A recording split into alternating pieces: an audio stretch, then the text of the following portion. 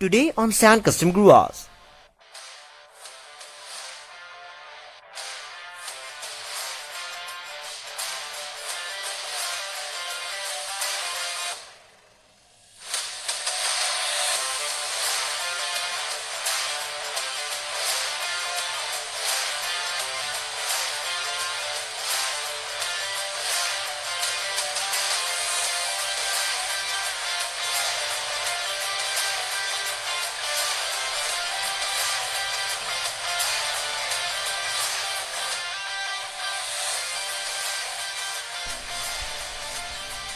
Hello guys and welcome back to Sand Custom Grooves once again. मैं पिछले लगभग एक हफ्ते से उस मित्सुबिशी लैंसर इवोल्यूशन के हैंडमेड मॉडल भी काम कर रहा हूँ. कार में मेरा काम के लगभग एक हफ्ते होने वाला है, लेकिन कार अभी तक कंप्लीट नहीं हुआ है क्योंकि कार में में इतने सारे काम है कि मुझे नहीं लगता कि ये कार इतनी जल्दी कंप्लीट हो पाएगा. कल वीडियो नहीं आया था क्योंकि कल मैं कार में काफ़ी सारे अपडेट्स कर दिया. एक मतलब कि मैं कार में कल काफ़ी बिजी था, जिसकी वजह से कल मुझे वीडियो बनाने का फिर से वक्त नहीं मिला. लेकिन उस बार का ज़्यादा सीरियसली मत लीजिएगा. आज का ये वीडियो भी उस कार के ऊपर ही है और मैं आप लोगों को फिलहाल कार दिखाने जा ही रहा हूँ. 1, 2 and 3. Ta-da! The fully handmade Mitsubishi Lancer Evolution. ये देखिए. ये कार जैसा कि अभी मैं वीडियो के शुरुआत में ही कहा कि कार में काम किया मैं लगभग एक हफ्ते होने वाले.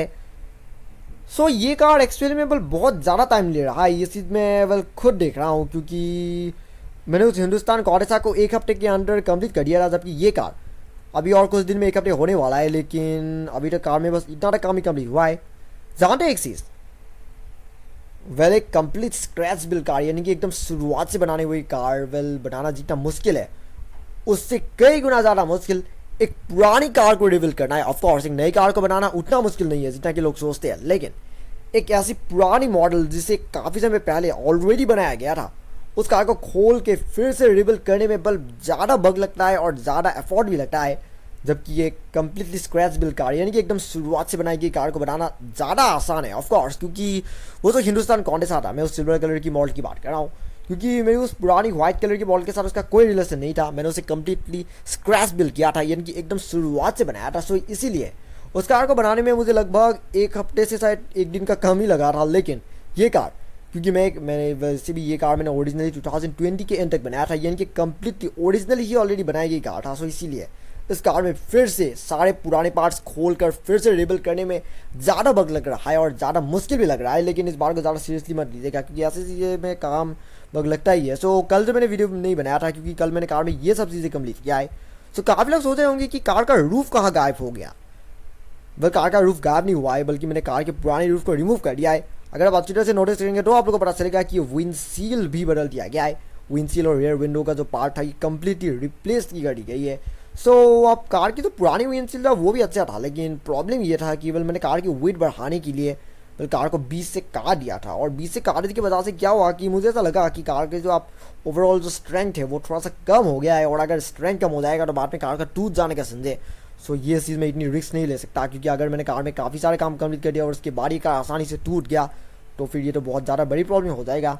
आमतौर पे मेरे कार में ऐसी प्रॉब्लम तो होती नहीं है, लेकिन अगर कार 20 से कटा हुआ होता है क्योंकि ऐसे काम मैंने आज से पहले कभी भी नहीं किया था यानी कि कार को 20 से काट कर वेट बढ़ाना ये सब मैं कभी भी नहीं किया है. इसीलिए मुझे रिस्क था डर था कि अब इसकी वजह से कार बाद में टूट जाएगा. और इसलिए मैंने सारे पैनल्स को रिप्लेस कर दिया. अब रूफ भी नया लगने वाला है जिसकी वजह से अब कार का स्ट्रेंथ है अब वो ज़्यादा बढ़ गया है. अब सिर्फ पार्टीशन यहाँ हुड के बीच में ही है और यहाँ टेल गेट के बीच में है, जो कि ज़्यादा बड़ी प्रॉब्लम है नहीं. लेकिन विंडशील्ड और रूफ टॉप में ज़्यादा मजबूती होना चाहिए क्योंकि इससे कार का जो ओवरऑल स्ट्रेंथ है वो बढ़ जाता है.